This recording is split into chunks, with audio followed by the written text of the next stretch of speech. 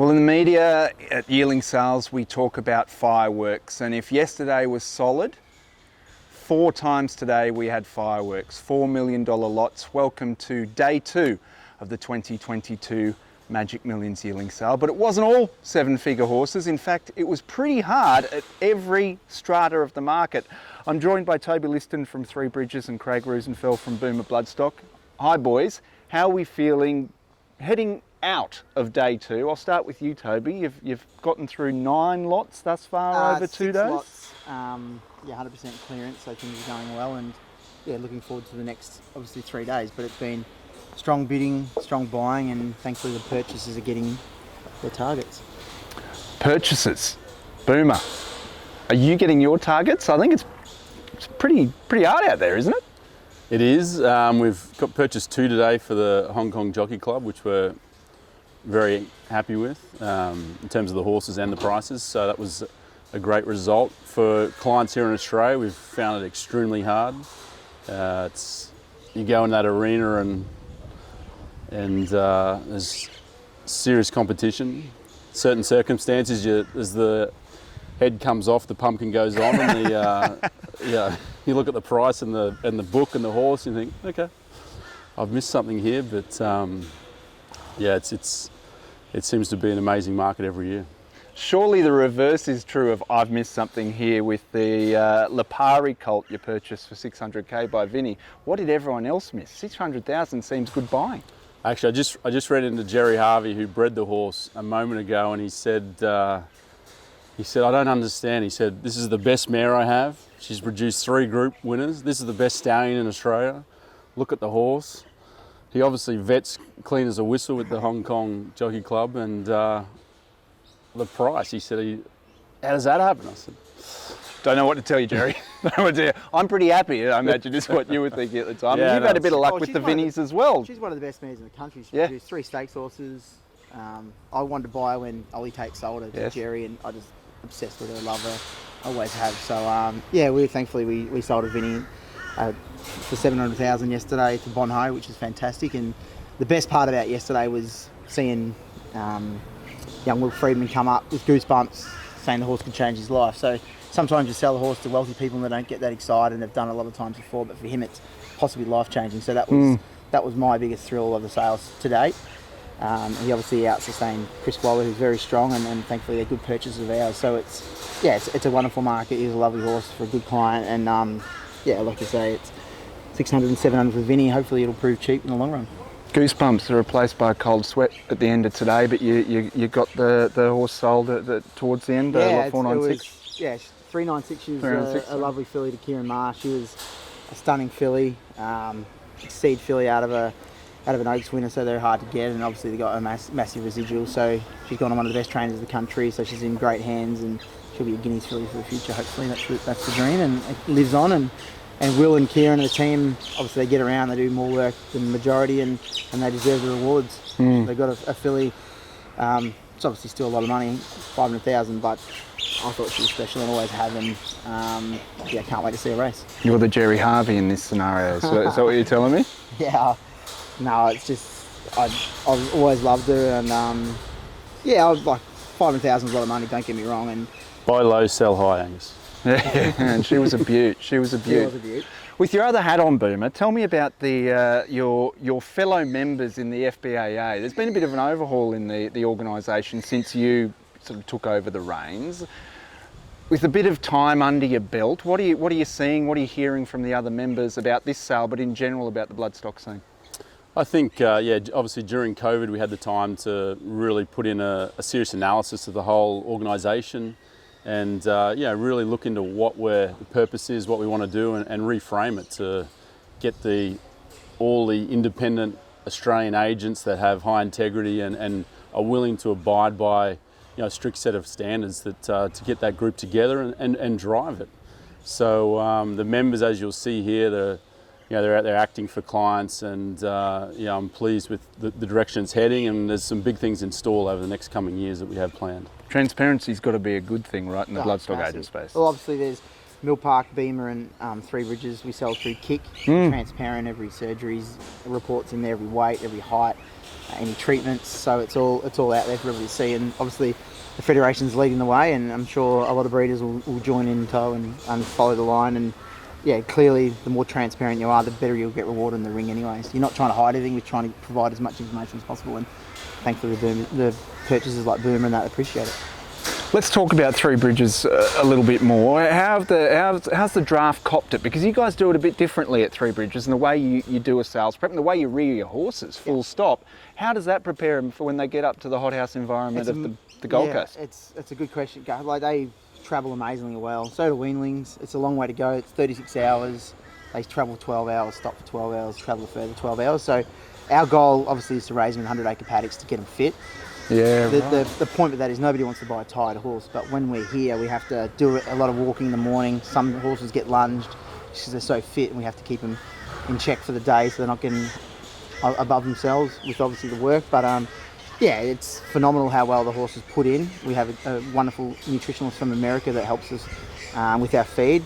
And yeah, hopefully we're seeing the benefits on the racetrack, which we are, and in the sales ring as well, which is really positive. So yeah, that's amazing how well they handle it, these young horses, and it's a credit to all the staff members on the ground who look after and care for these horses.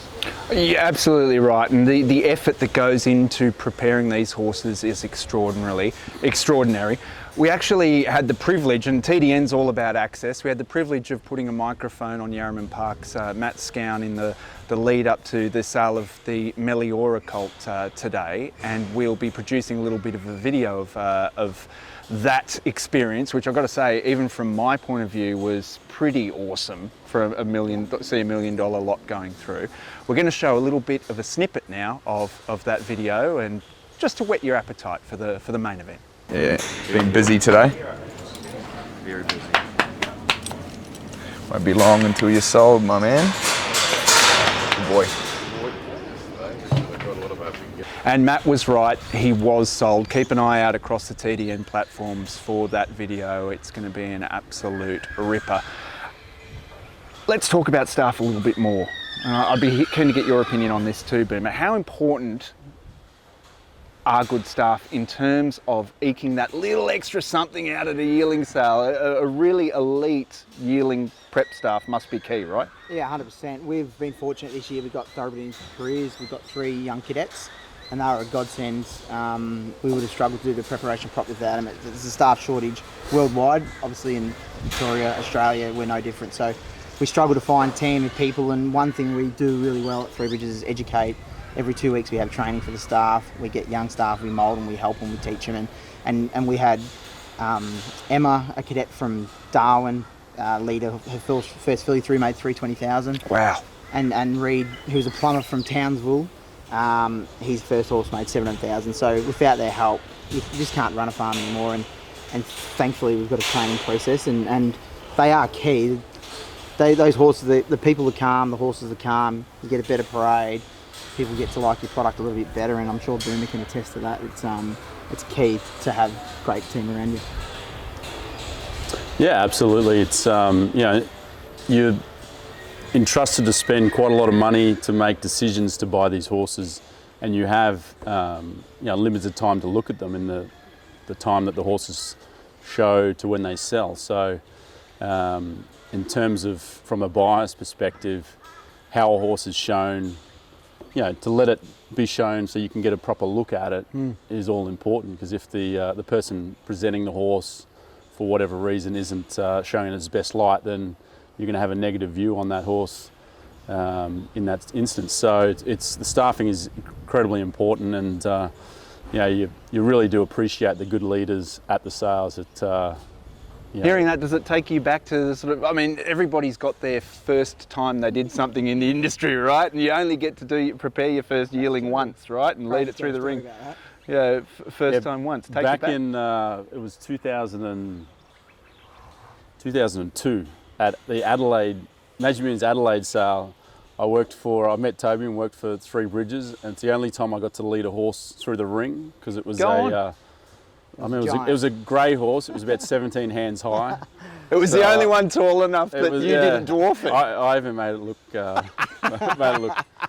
made 38,000, got sold. So we've that was a one and only. Years, only one ever to lead a horse through. That's Yeah. incredible. You did your little thoroughbred industry career's little hot Short minute snippet. with. Yeah, and I was always there grooming, never allowed to be on the end of the shank at the sales. So. You're like Lurch out of the out Exactly. family. Oh, that's rough stuff. I cannot believe that that you guys have known each other that long, nearly 20 years. Go on. Long time. It's extraordinary to think Even him and his wife even came on our honeymoon in Mexico. that.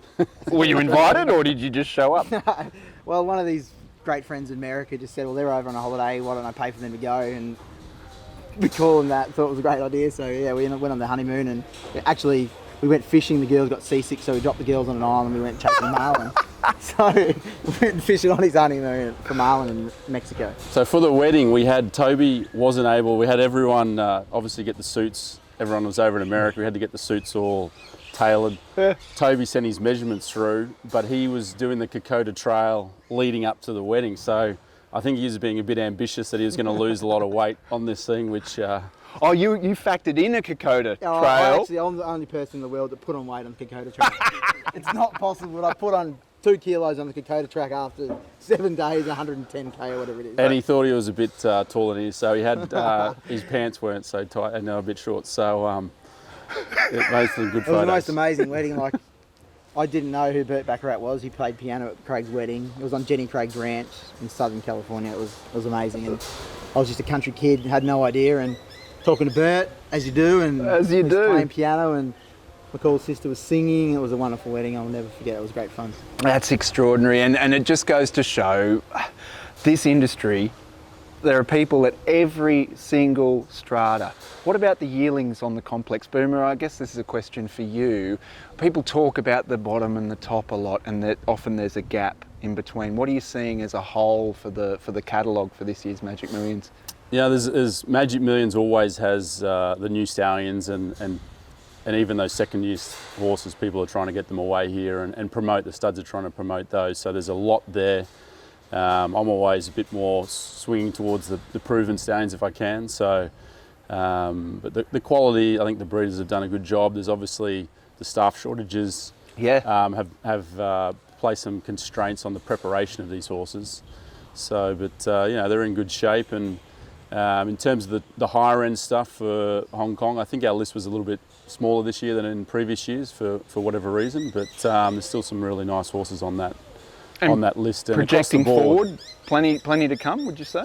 yeah, absolutely. We've got clients at all different levels that we're looking for. So we'll put our values on them and stick to those prices. And if they go over, we'll wait for the next one. But it's every year it's competitive here, as in all the sales around Australia right now. And around the world. I've just spent 3.5 months in Europe and America, and there was no different over there. It was tough to buy because the economies are flying and people have money to spend. COVID's woken a few of the older people up, and they want to throw it towards some racehorses. They have some money to spend, all right. Without saying the word Ferrari, what first season sire is exciting you that's a little bit under the radar? I think Written Buys have sold extremely well. That's I think all I've he was sharp and compact, and that's the right place to bring one here. Everybody wants a 2-year-old at the Gold Coast, so I think without seeing a lot, the ones I have seen look precocious and strong, and obviously